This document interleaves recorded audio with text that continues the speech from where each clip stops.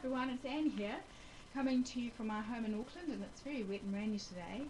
I apologise to you for the quality of the video. The lighting isn't particularly good on this video. I've tried to address it, but I'm not having an awful lot of luck. So I hope that you can actually see a little bit of the video.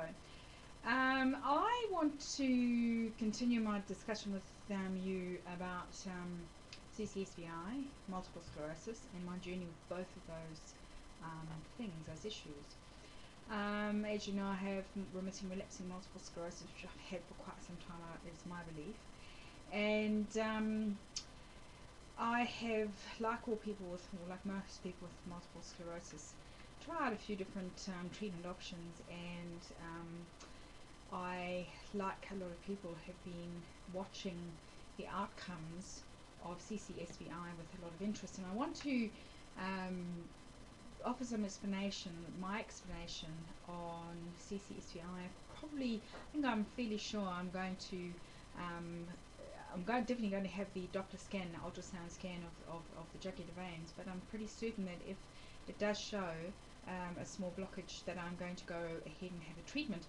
And that decision hasn't actually been undertaken lightly. I have done a lot of research around this option, and I'm going to discuss that with you, because if you are watching this, you might very well be researching all your options on multiple sclerosis in relation to CCSVI.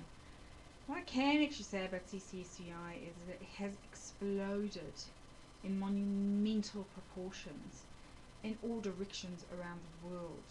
Whether you are a skeptic and you're sitting on one side of the fence, or whether you're a person with multiple sclerosis sitting on the other side of the fence, whatever the case is, this has exploded into monumental proportions, and it's huge. My background in nursing education gave me the ability to read research papers, clinical research papers, and the outcomes of those papers, and extrapolate information out of those papers. And so that's what I've been doing quite a bit of with the few trials that have gone on worldwide. And more about that later, but just a very small description of what CCSVI is. If you are researching this, you might be wondering what it is. It stands for chronic cerebrospinal venous insufficiency. It's a bit of a mouthful, so it is really easier to say CCSVI. And what that means is that it was a new syndrome that was endorsed, to my understanding. It was endorsed by a number of countries. I think 47 countries all endorse this particular syndrome. And it's not just people with multiple sclerosis that show this particular phenomenon. What it basically means is, in the central nervous system, which is made up of the brain and the spinal cord, there is venous blood flow.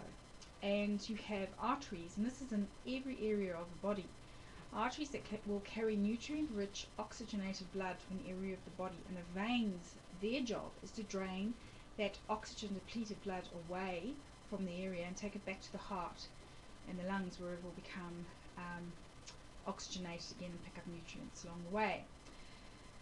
Anyway, in the case of CCSVI, what is actually happening here is that the arteries are carrying this blood up to the central nervous system. It's doing what, the blood is doing what it's meant to be doing within the central nervous system, and the problem occurs when it drains away.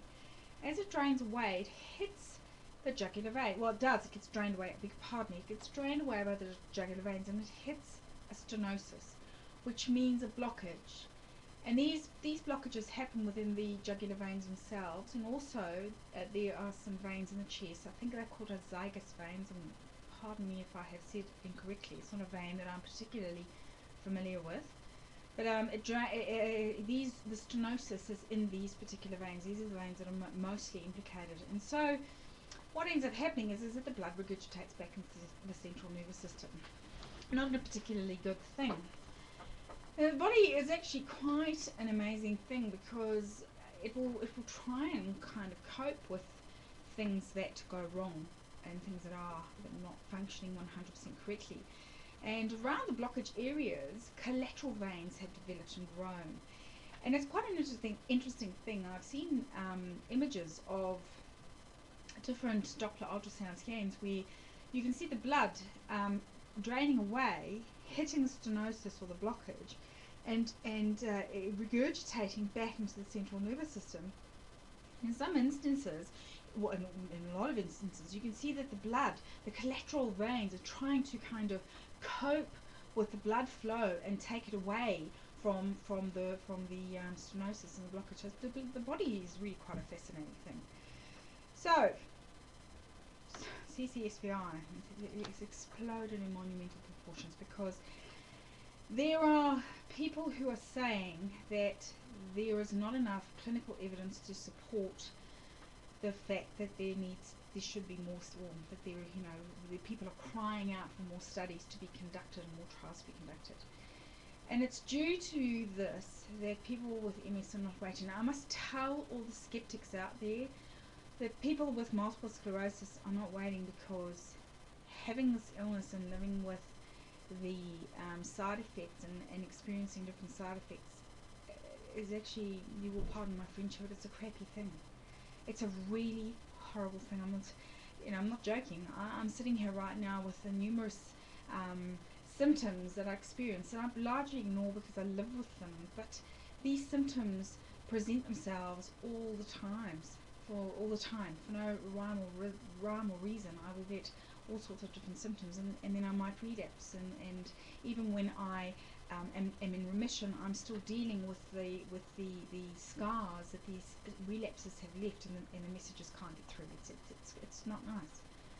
Whenever we talk about healthcare, it's emotive, because I don't want to sit here and say that my multiple sclerosis is worse than, just to pluck something out of the air, is worse than somebody next door with diabetes type 1, who's having, there might be some clinical trials being conducted there, and I don't want to sit here and say that my multiple sclerosis is worse than the person sitting next door to me that has, I don't know, breast cancer, and there's clinical trials being conducted there. What I'm saying is that I understand that medical funding is allotted to all the different illnesses and diseases that are around, and I understand that there's limited funding when it comes to multiple sclerosis.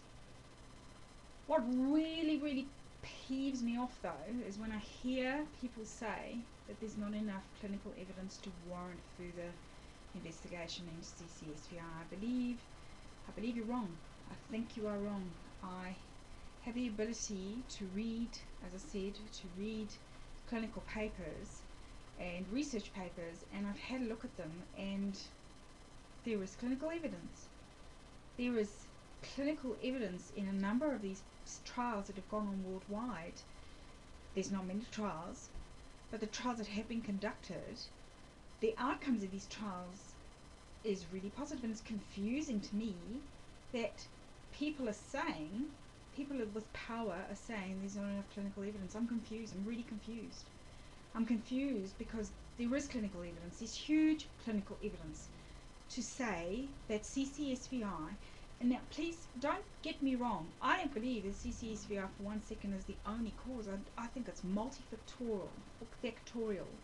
I believe that CCSVI is a part of the cause of multiple sclerosis. I think that there are other things that are coming into play here, and that the study in Buffalo actually really lent itself to it answered a lot of questions, but it actually, one of the questions that it really left wide open is, what else is going on here? And I'm going to explain in other DVD videos. Look, this is an emotive thing. It's emotive, and it is now spiraled out of control. There are centres that are being set up that they're just coming up all over the world, and people are travelling. People with MS are just going, yay, this is really cool.